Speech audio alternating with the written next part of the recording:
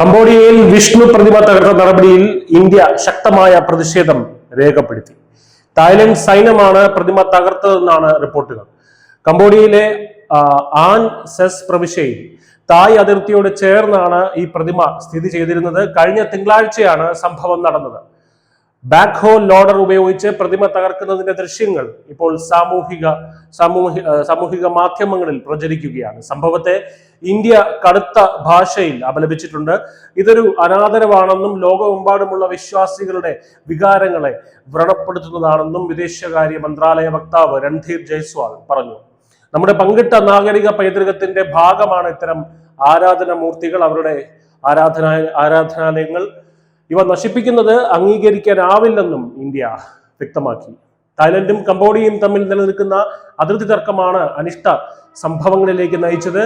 July മുതൽ ഇരു രാജ്യങ്ങൾക്കുമിടയിൽ സൈനിക സംഘർഷം തുടരുകയാണ്. അമേരിക്കൻ പ്രസിഡന്റ് ഡൊണാൾഡ് ട്രംപിന്റെ മധ്യസ്ഥതയിൽ വെടിനിർത്താൻ പ്രഖ്യാപിച്ചിരുന്നെങ്കിലും ഈ മാസം വീണ്ടും സംഘർഷം രൂക്ഷമാകുകയായിരുന്നു.